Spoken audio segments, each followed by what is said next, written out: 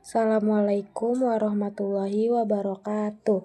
Baiklah teman-teman, di sini saya Syahra Fikri Paiko dari kelompok 2 dan rekan saya Mulyani ingin menjelaskan statistik ANOVA 1 arah dan ANOVA 2 arah.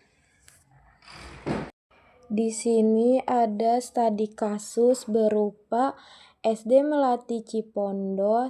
Setiap masing-masing kelas mempunyai 4 kelas, yaitu ada kelas A, kelas B, kelas C, dan kelas D. Guru mapel matematika kelas 4 SD ingin mengajarkan metode pengajaran matematika berbasis proyek sederhana dan akan melakukan percobaan pada 4 kelas untuk melihat perkembangan tercepat mereka. Berikut adalah data perkembangan kelas 4 setelah 1 bulan diajarkan metode pengajaran matematika berbasis proyek sederhana. Di sini ada tabel kelasnya ini ya, ada data-datanya. Dan di sini tercantum kelas 4, ada yang kelas A, kelas 4B, kelas 4C, dan kelas 4D. Di sini ada data-datanya. Pertanyaannya ialah, apakah pengajaran metode matematika berbasis proyek sederhana yang diajarkan guru di kelas berbeda dapat memberikan perbedaan pada masing-masing kelas 4 SD? Gunakan taraf signifikasi 0,05 atau 5%. Baik, langsung ke SPSS-nya, kita namakan kelas. Terus pada yang tabel selanjutnya dinamakan perkembangan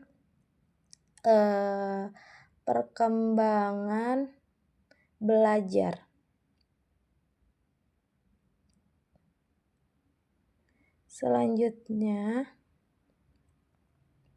di desimal kelas kita ubah menjadi 0. Terus kita ubah di perkembangan belajar menjadi 1. Di labelnya kita tuliskan saja langsung kelas. Selanjutnya tulis perkembangan belajar.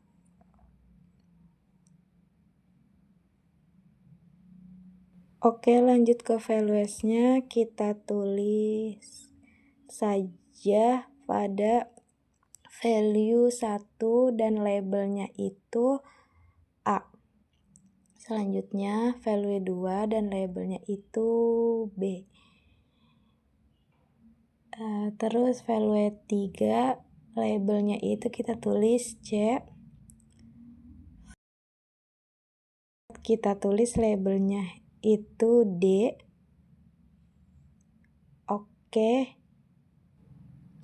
Terus kita lihat di data view. Udah terlihat. Setelah itu kita masukkan datanya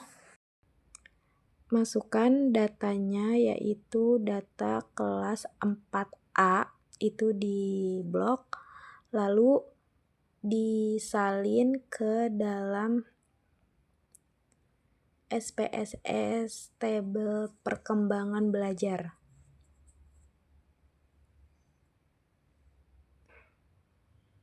Sudah disalin, terus kelasnya ini kita tandakan 1, 1, 1, 1, 1, 1.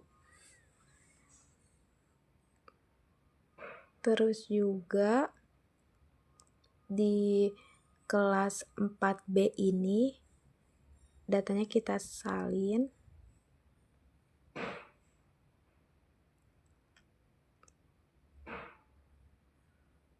Disalin, lalu dicantumkan ke perkembangan belajar, ditandakan 2, 2, 2, 2, 2, 2. Dan juga di kelas C ini udah disalin, ditulis 3, 3, 3, 3.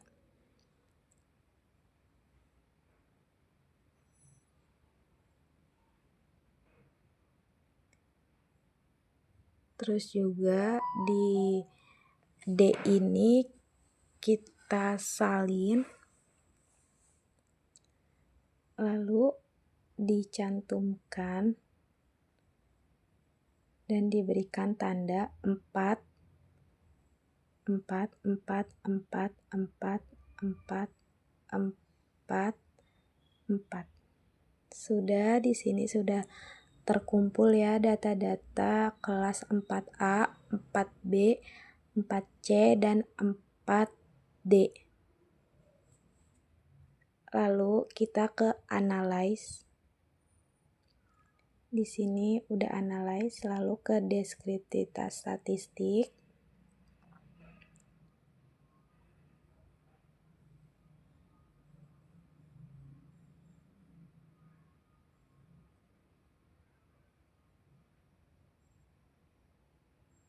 Terus ke explore.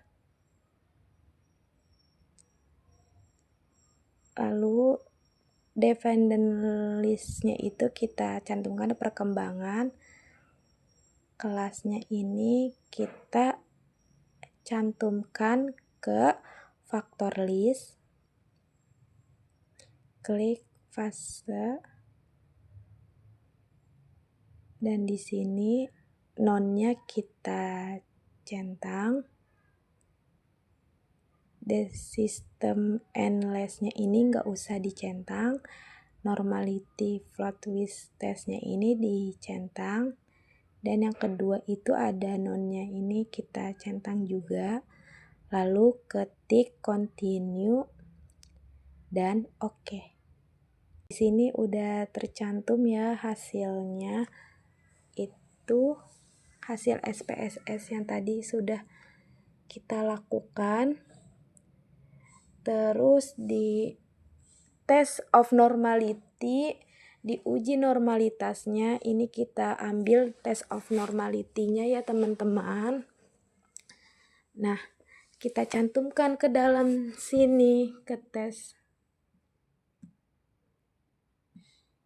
Oke, di sini uji normalitasnya ini digunakan untuk mengetahui apakah data pada setiap kelompok ABCD-nya itu berdistribusi normal atau tidak.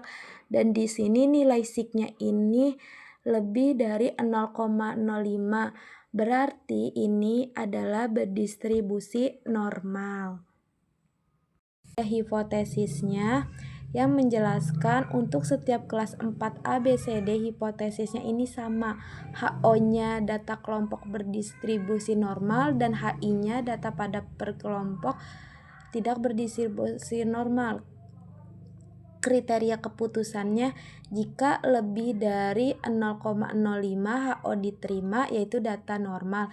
Jika kurang dari 0,5 HO ditolak, berarti data tidak normal karena di sini datanya normal sehingga disebutnya seluruh kelompok berdistribusi normal. Kesimpulannya, hasil normalitas ini terhadap keempat kelompok kelas ABCD diperoleh bahwa seluruh nilai sig berada di atas nilai lebih dari 0,05. Dengan demikian hipotesis 0 HO-nya menyatakan bahwa data berdistribusi normal ini diterima untuk semua kelompok dan dapat menunjukkan bahwa perkembangan siswa pada kelas A, B, C, dan D-nya ini berdistribusi normal sehingga asumsi normalitas ini dapat terpenuhi. Lanjut ke SPSS lagi ya untuk menghitung uji kesamaan ragam. Di sini kita ke convertibles, terus habis itu ke dalam one way ANOVA.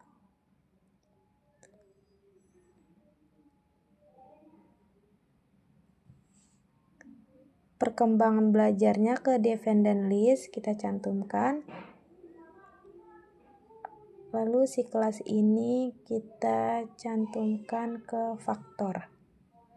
Terus ke fossil testnya lanjut.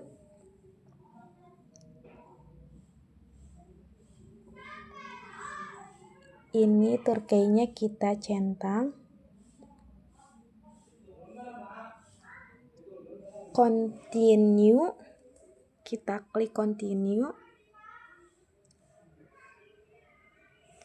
Kita klik continue.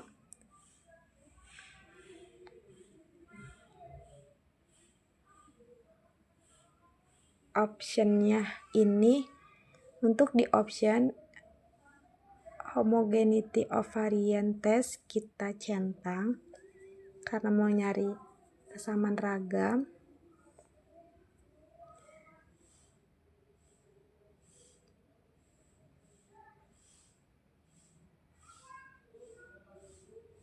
Terus lalu ke continue dan oke.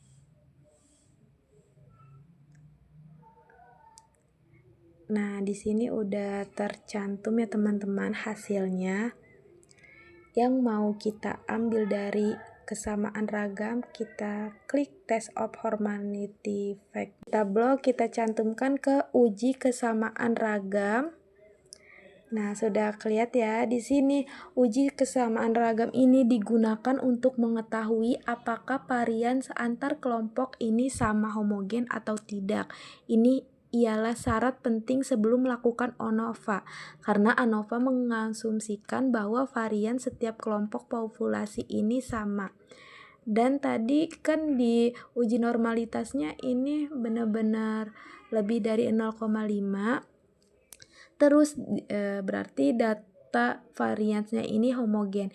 Hipotesisnya HO, hipotesis 0, varians antar kelompok ini sama atau homogen. HI-nya, hipotesis alternatif, varian antar kelompok tidak sama atau tidak homogen. Kriteria dan juga di sini kesimpulannya berdasarkan level nilai value yang lebih dari 0,05 atau di sini tadi udah dicantum ada 0,08 sehingga hipotesis nolnya ini diterima dan menunjukkan bahwa varians data perkembangan siswa pada kelas A, B, C, D-nya ini homogen dan sama. Lanjut ke uji ANOVA. Di sini kita langsung saja ya melakukan salin ANOVA dari hasil SPSS ini, kita salin.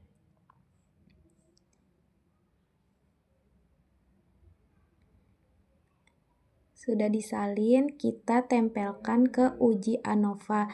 Nah, signya ini itu nilai signya ini bisa kita lihat 0,32. Di sini uji ANOVA ini pada ketentuannya digunakan untuk mengetahui apakah terdapat perbedaan rata-rata antara lebih dari kelompok dari dua kelompok, pada kasus ini kelompok A, B, C, dan D. Di sini hipotesisnya ini tidak ada perbedaan rata-rata perkembangan siswa pada kelas A, B, C, D. Rata-rata keempat kelasnya ini sama. HI, hipotesis alternatif, ada minimal satu kelas yang memiliki rata-rata perkembangan berbeda. Ada perbedaan perkembangan antar kelas. Bagian yang paling pentingnya ini nilai signya itu 0,032.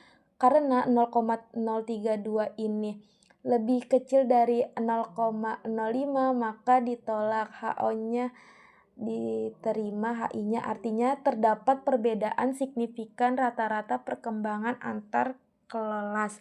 Kesimpulannya, berdasarkan hasil ANOVA satu arah diperoleh nilainya F-nya ini kurang dari 0,05 maka menunjukkan bahwa terdapat perbedaan yang signifikan. Dan di sini ada Voskhod test. Langsung kita ke SPSS-nya aja. Dan hasil Voskhod test ini kita salin multivariate comparison. Ini kita salin ya. Terus kita cantumkan ke data sini. Nah, uji Voskhod test ini dilakukan setelah ANOVA yang untuk mengetahui kelompok mana saja yang berbeda secara nyata dan mengapa memakai Turkey HSD, karena dipakai ketika jika varian sehomogen dan hasil menunjukkan hasil levennya ini homogen tepat digunakan. Dan di sini nilai sig dari phosphotes ini melebihi dari 0,05 semua di nilai signya. Lebih dari 0,5 semua.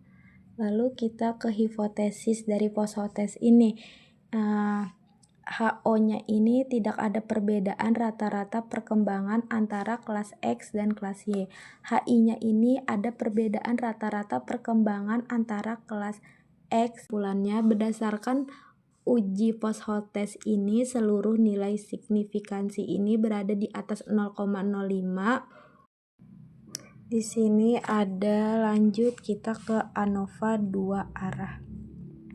ANOVA 2 arah itu adalah uji statistik yang digunakan untuk mengetahui pengaruh dua variabel bebas faktor terhadap satu variabel terikat serta melihat interaksi antar kedua faktor tersebut.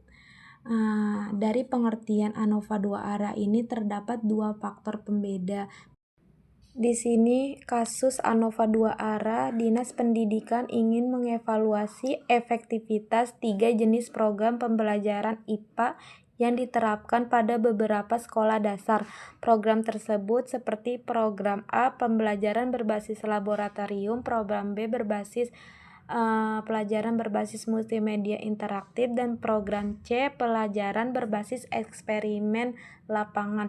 Program ini diterapkan pada 4 lokasi sekolah yang berbeda-beda. Ada lokasi 1, lokasi 2, lokasi 3, dan lokasi 4. Pada setiap lokasi ini setiap programnya diuji pada 3 kelas yang dipilih secara acak. Setelah program selesai, siswa diberikan tes dan nilai rata-rata kelas. Di sini ada program pembelajaran IPA dan lokasi 1, lokasi 2, dan lokasi 3 dan 4-nya. Terus juga ada diuji dalam 3 kelas ya, ada kelas 3A, B, dan C. Apakah jenis program pembelajaran IPA program ABC ini diterapkan pada 4 lokasi sekolah berbeda dapat memberikan perbedaan pada nilai IPA siswa? Selain itu, apakah perbedaan lokasi sekolah berpengaruh terhadap nilai belajar siswa, dan apakah terdapat interaksi antara jenis program pembelajaran dan lokasi sekolah tersebut? Gunakan taraf signifikasi 0,05-nya. Baik teman-teman, itu kasus ANOVA 2 arahnya. Di sini kita langsung ke SPSS, ke variabel view. Makan ini adalah program IPA.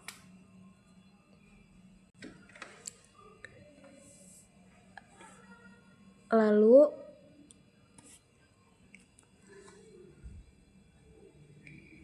kita namakan di bawahnya ini lokasi, dan di bawahnya lagi ialah evaluasi.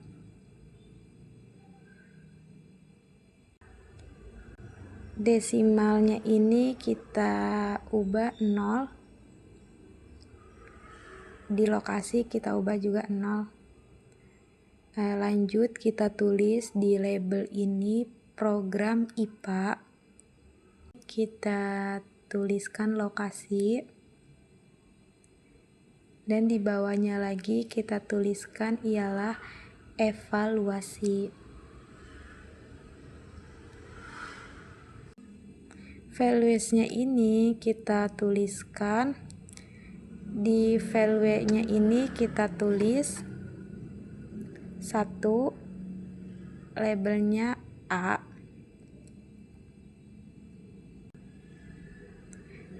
value 2, labelnya itu B, value 3, labelnya itu C. Oke, di lokasinya ini nonnya kita tulis value-nya itu 1, dan di labelnya itu lokasi 1. Value 2, labelnya kita tulis lokasi 2. Value 3, labelnya kita tulis lokasi 3. Value 4 kita tulis lokasi 4 ADD. Lagi ke data view, lanjut lagi ke data.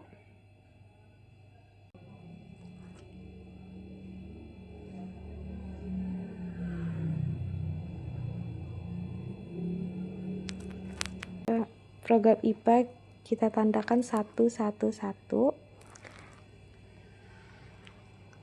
Di lokasinya pun kita tandakan 111.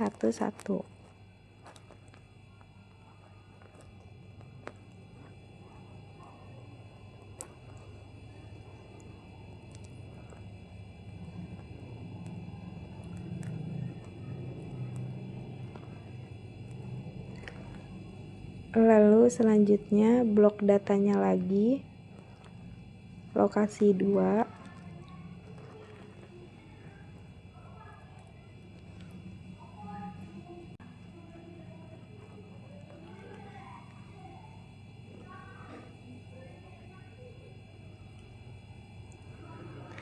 Karena ini masih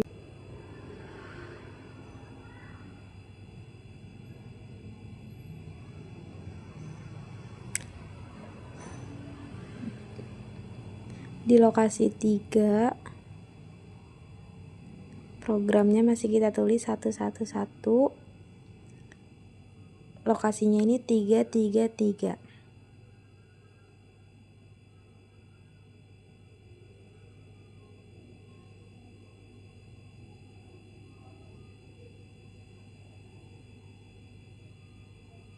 Nah, di program A lokasi 4 kita salin, kita cantumkan, kita beri tanda A-nya itu kan 1 ya. Di lokasinya kita tandakan 444.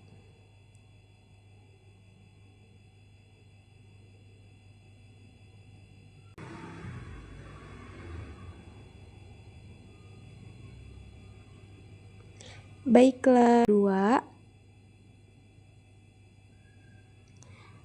Karena tadi program kedua, maka kita berikan tanda 2222.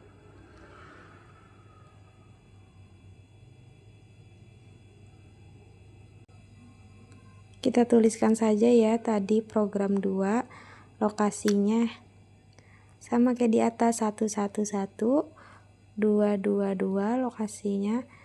Terus ada lokasi 3 juga.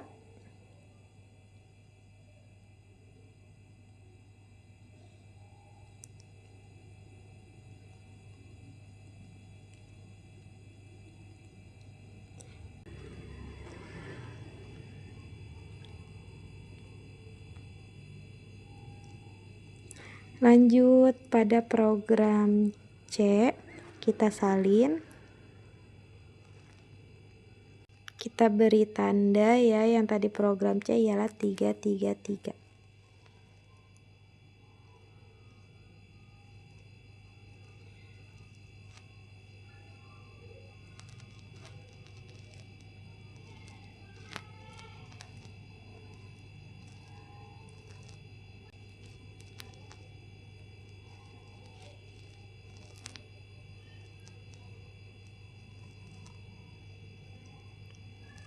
Kita tulis di lokasi tadi yang pada program 3, sama seperti di atas 111, 222,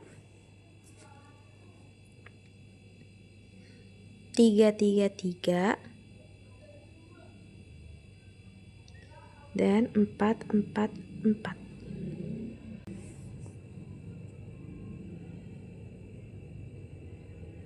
Kita lanjut ya penghitungannya ke analyze. Dependency-nya kita cantumkan evaluasi.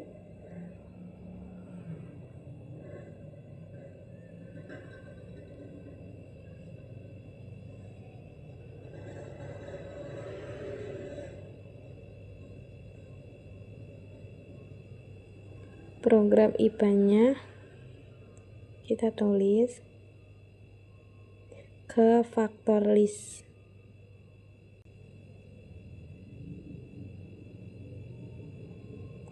Lalu kita ke floats.